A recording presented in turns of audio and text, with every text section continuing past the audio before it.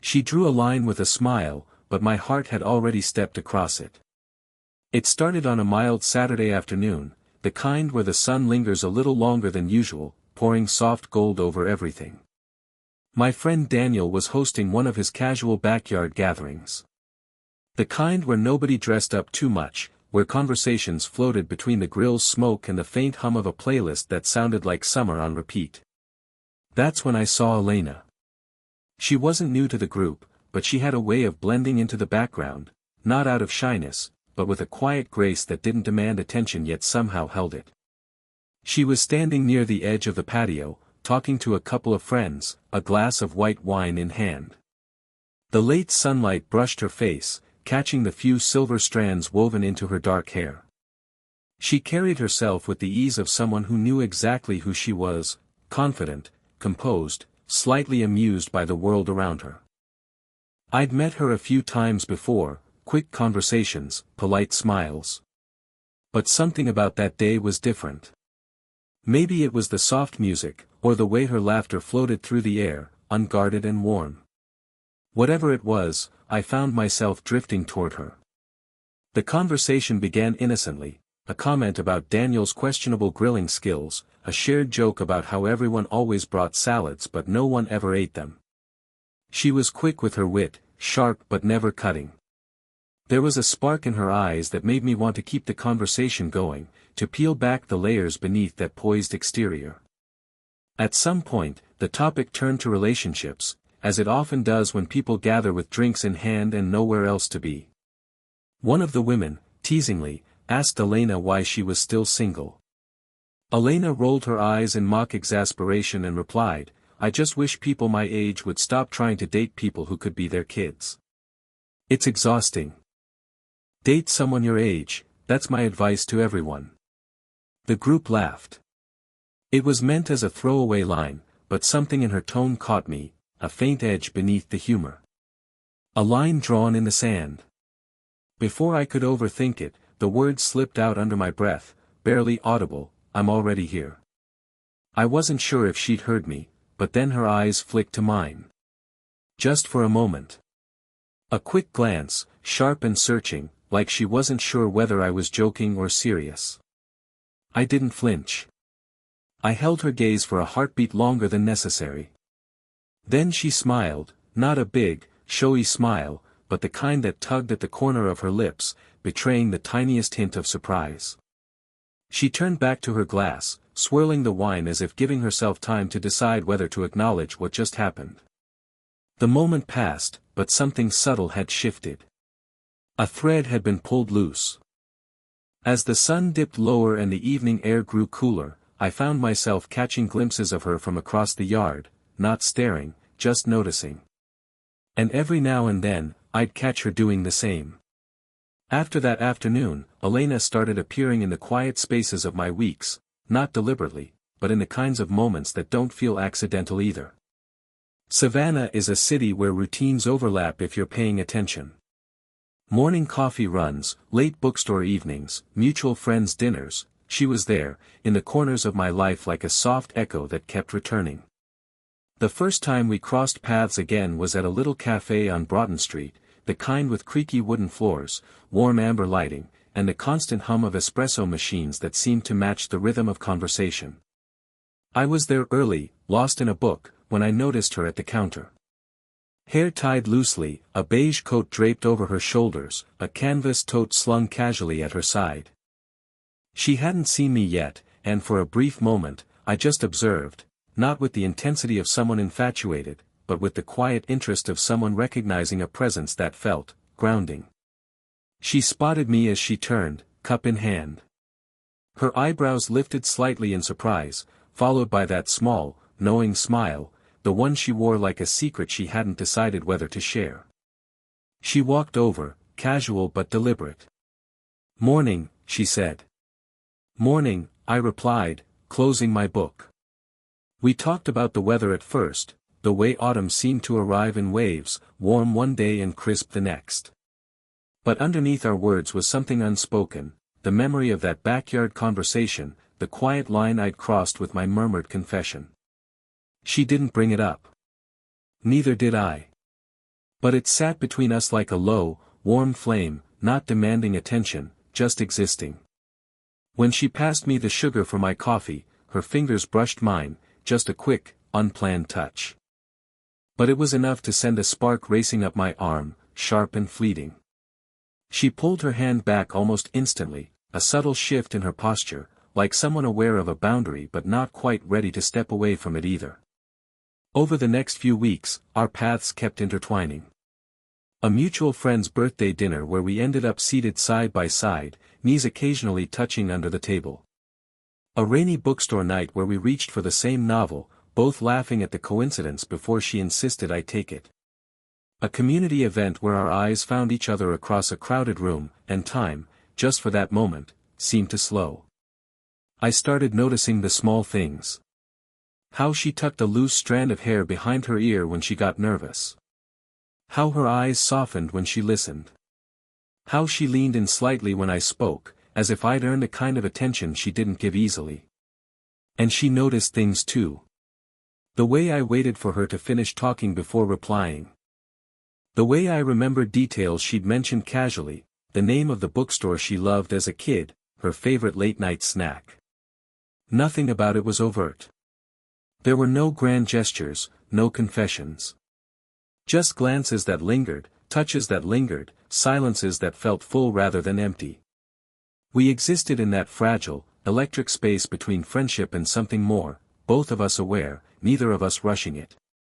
It was late one Thursday evening when I found myself walking beside Elena down a quiet, tree-lined street. We'd both stayed behind after a small community event, a book reading hosted at a local library. Most people had filtered out in groups, their chatter fading into the cool autumn night. She had offered to walk toward the main road together, and I accepted without hesitation. The air was crisp, carrying the faint scent of rain on pavement. Streetlights cast soft halos on the ground, their glow interrupted by drifting leaves. Our footsteps fell into a natural rhythm, steady, unhurried. The city felt quieter than usual, as if it had paused to let us speak. At first, we talked about nothing in particular. The author's quirky sense of humor. A funny comment someone had made during the Q&A. But as the distance between us and the library grew, so did the weight of her words. Her voice lowered, softening into something more real, more personal. You know, she began, hands tucked into the pockets of her coat, people assume by a certain age, you've got everything figured out. Like life comes with a checklist and you're just, done. I glanced at her. Her expression was thoughtful, her gaze fixed ahead. There was no trace of the playful Elena who teased about dating at parties. This was different, honest, unguarded. She continued, the truth is, it's messy. Dating, especially. You're not 20 anymore, so every look, every interaction is filtered through what people think you should or shouldn't want. And it's exhausting. There's this expectation that if something hasn't worked out by now, it's because you're too picky or too damaged. She gave a small, humorless laugh. I guess I've just learned to keep walls up. Easier that way. Her words hung in the air like mist. I didn't interrupt. I just listened. Really listened. To the tremor in her laugh. To the way her shoulders tensed slightly as if bracing against an invisible weight. After a moment, I said quietly, you don't have to have it all figured out.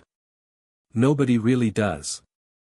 She looked at me then, fully, directly. There was something searching in her eyes, like she wasn't used to being met with sincerity that didn't demand anything in return. A car passed, its headlights washing over us, then fading, leaving only the glow of the lamppost ahead. As we stepped into its circle of light, she slowed down, almost imperceptibly. I matched her pace. Her voice softened further. I've spent so much time convincing myself that it's better to keep things simple. Detached. Safer. Without thinking too much, I reached out and lightly touched her arm, just above the elbow. It wasn't a grand gesture, just a steadying one. My hand lingered for a second, warm against the fabric of her coat. She didn't pull away. If anything, she seemed to draw a quiet breath, as if grounding herself in the contact. That small moment cracked something open between us. Not all at once, but like a hairline fracture in a frozen lake, delicate, expanding quietly beneath the surface. By the time we reached the corner where our paths split, there was no need to acknowledge what had shifted. She smiled faintly, thanked me for the walk, and turned down her street. But as I watched her go, I knew something important had happened. For the first time, she'd let me glimpse the spaces behind her walls, and I hadn't looked away. A few weeks later, on a soft Saturday morning, Elena called me with a hint of hesitation in her voice. "Hey," she said, "I'm redoing that little corner in my living room, the one I told you about, near the window. I want to turn it into a reading nook. I could use a second pair of hands, if you're not busy." She could have asked anyone. But she'd asked me. Her house was tucked away in a quiet neighborhood, surrounded by tall maple trees that rustled gently in the breeze. The sun filtered through their leaves, scattering warm golden patches across her front steps. When she opened the door, she wasn't dressed for company, just a simple white t-shirt, faded jeans, hair tied in a loose bun. It was the most unguarded I'd ever seen her, and something about it made my chest tighten. Inside, her living room smelled faintly of old books and vanilla candles. A small pile of paint cans sat on the floor, along with brushes, shelves, and folded blankets. She gave me a sheepish smile. "I may have underestimated how much work this would be. I'm guessing you didn't plan to build an empire, just a cozy corner?" I teased. She laughed, the kind of laugh that comes from somewhere real. "We spent the morning moving furniture, sanding an old wooden shelf, and taping the walls for painting. Music played softly from a speaker, nothing loud, just mellow acoustic songs that filled the air without intruding. It wasn't rushed. It wasn't performative. It felt easy." As the afternoon wore on, little moments started to accumulate like quiet brushstrokes. When I steadied a shelf against the wall, she moved in close to mark the height, her arm brushing mine. Her scent, warm and familiar, lingered. When I reached for a roller, our hands touched, and neither of us pulled away immediately. At one point, she got a streak of pale cream paint across her cheek. I pointed it out, grinning. She tried to wipe it with the back of her hand and only made it worse. "Here," I said, stepping closer. I gently ran my thumb across her cheek to wipe the paint away. Her skin was warm beneath my touch, and for a brief second, she went completely still. Her eyes met mine, soft and searching. Then she exhaled, almost laughing, but there was something deeper in the air, a quiet awareness that hadn't been there before. By evening, the nook had started to take shape, freshly painted walls, a shelf lined with books, a soft armchair by the window. The setting sun cast a honeyed glow through the glass, spilling across the floor where we sat, exhausted but content, surrounded by brushes and half-empty mugs of tea. She leaned her head back against the wall and closed her eyes. "I can't remember the last time I spent a whole day like this," she murmured. "Like what?" I asked. She opened her eyes slowly, a faint smile playing on her lips. "With someone who doesn't make it feel like work." There was no grand confession, no sudden shift. Just a quiet, undeniable closeness. A shared space where the distance between us felt smaller than it had ever been. That day didn't just build a reading nook. It built a new kind of trust, wordless, warm, and very real.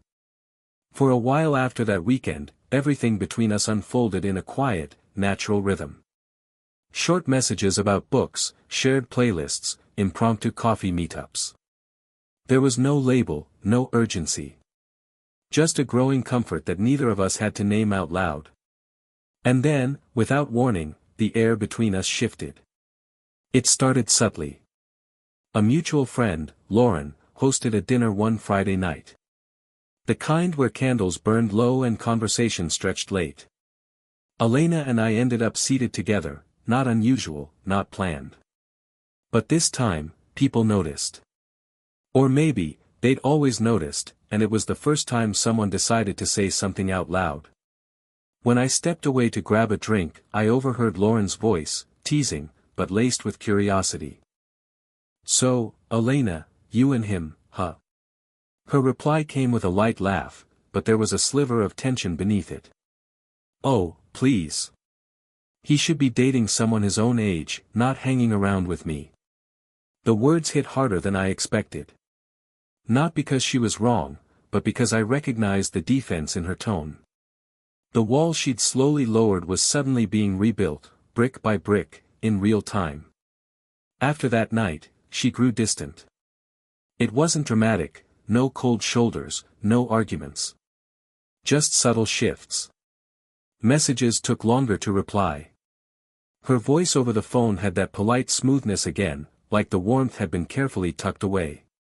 When we met for coffee, her posture was more guarded, her laugh quieter. I didn't push. But I noticed. Every detail. One evening, rain was falling steadily outside. The kind of rain that turns streets into mirrors, where car headlights stretch into long, trembling lines. I sat by my apartment window, listening to the steady rhythm, debating whether to call her. And then, almost on instinct, I grabbed my jacket and headed out. Her house was only a few streets away.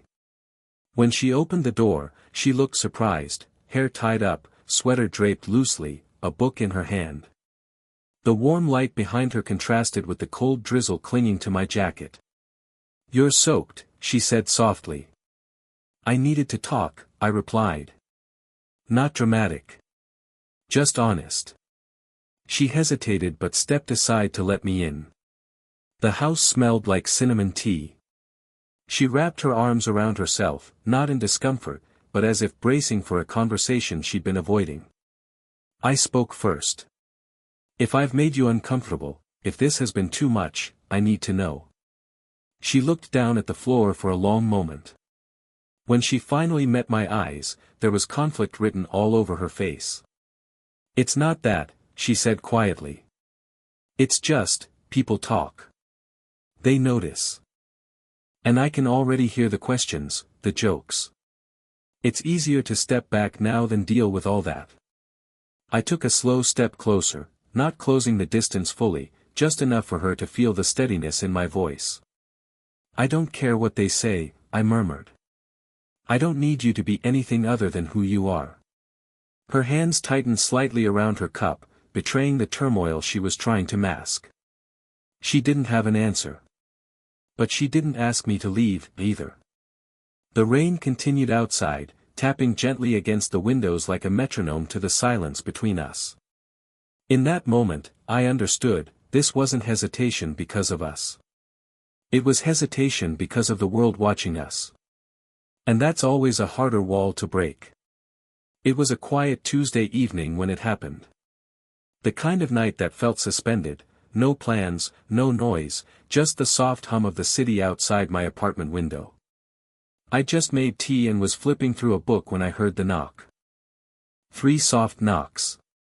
Hesitant. Familiar. When I opened the door, Elena stood there, framed by the dim hallway light. Her hair was damp from the drizzle outside, a few strands sticking to her forehead. She wore a long dark coat, unbuttoned, revealing a simple sweater beneath. She wasn't wearing makeup, her face looked bare, honest, and in her eyes, there was a quiet urgency I hadn't seen before. "Hey," I said softly. "Hi," she breathed, as if the single word carried everything she didn't know how to say. I stepped aside, and she walked in slowly, taking in the warm light of my living room. The scent of tea and rain filled the air. She slipped off her coat and held it in her arms, like she wasn't sure whether she was staying or leaving. There was no small talk. She didn't need it. Instead, she stood by the window, looking out at the wet streets below, her arms folded loosely. For a moment, the silence between us was so thick, I could hear the rain ticking against the glass. Then she said, quietly, "I almost didn't come. I stayed near the doorway, giving her space." "But you did." She turned, her eyes catching mine. Because I can't keep pretending like this doesn't affect me. That night when you came over, when you said I didn't have to be anything else, I wanted to believe you. But I've spent years building this wall. And now, you're standing right in front of it. Her voice wavered, just slightly. That alone told me how much this moment cost her. I walked closer, slow and careful, until I was standing a few feet away. Elena, I said gently, I'm not asking you to tear it down. I just want to be here. On your side of it. She laughed under her breath, but it wasn't a dismissive laugh. More like disbelief tangled with relief. Do you have any idea how scary this is for me? She whispered. Yes, I answered honestly. Because it's scary for me too. That's how I know it matters. Her eyes softened then, like a tide finally easing back. She looked at me the way someone looks when they stop fighting themselves. Tentatively, she took a small step closer. The rain outside seemed to quiet. I reached up and brushed a stray raindrop from her cheek with my thumb, slow, deliberate. Her breath caught, eyes locked on mine. No words filled the space. They didn't need to. She whispered, almost to herself, I didn't expect this. I didn't expect you. And yet, I murmured, my voice low and steady, here we are. Something shifted in that moment, not loud, not cinematic. Just quietly, deeply real. She didn't declare anything grand. Neither did I. But as she stood there, her hand eventually finding mine, fingers threading slowly together, it felt like the first honest confession had already been made, not through words, but through the way neither of us let go. A few weeks later, life hadn't transformed overnight, but something between us had. It wasn't loud or dramatic. It was steady. Quiet. Real. The invitations came for Daniel's spring gathering, the same backyard where everything had begun. At first, I wasn't sure whether Elena would go. She'd always liked those casual evenings, but after everything we'd shared, the thought of returning to the exact place where that line was first drawn felt symbolic. She texted me the day before, "Are you going tomorrow?" "Yeah." "You?" "I think so. Feels like the universe wants to close a circle." Saturday arrived warm and breezy. Daniel's backyard looked almost the same, string lights zigzagging across the patio, the smell of grilled food drifting through the air, music playing softly. People mingled with drinks in hand, laughter weaving through the evening like background music. When Elena arrived, she wore a soft green dress that moved gently with the wind. Her hair was down this time, falling loosely around her shoulders. She spotted me across the yard, and the look she gave me was subtle, almost private. But I caught it, and more importantly, I understood it. We didn't make a grand entrance together. She walked in alone, greeted a few friends, laughed at something Daniel said. But soon enough, like magnets, we found our way to the same spot beneath the string lights. Our conversation flowed easily, like it always had, except now, there was no hesitation layered beneath it. When she reached out to hand me a plate, her fingers brushed mine, and this time she didn't pull away. Later, while talking to someone else, she rested her hand gently on my arm as she laughed, casual, natural, but undeniably intimate. People noticed. I saw a few curious glances. A couple of smiles that lingered a little too knowingly. But Elena didn't flinch. She didn't retreat behind polite walls. She stood there beside me, comfortable in the quiet truth we'd built together. As the evening deepened, the sky turned a dusky blue. String lights cast warm golden pools across the patio. I caught her gaze from a few feet away. She was mid-conversation with someone else, but her eyes found mine anyway. She didn't need to say a word. The small, knowing smile that curved her lips said everything. I moved closer, slipping my hand lightly to the small of her back, a gesture so subtle only she would truly feel it. She leaned back into it, just slightly. That was enough. Later, as people began to drift out and the night grew quiet, we found ourselves near the fire pit. The embers glowed softly, sending up occasional sparks. Elena looked around at the yard, then at me. "This is where it started," she said, her voice gentle. I nodded. "You said I should date someone my age." Her smile deepened, soft and warm. "And you said, I'm already here," I finished. We stood there in the firelight, not hiding, not performing. Just existing in the quiet certainty of what we'd chosen. It wasn't about proving anyone wrong. It wasn't about making a statement. It was about us. Two people who'd slowly, carefully, let down their guards and met each other exactly where they were. And in that moment, under the string lights and soft spring night, it finally felt complete.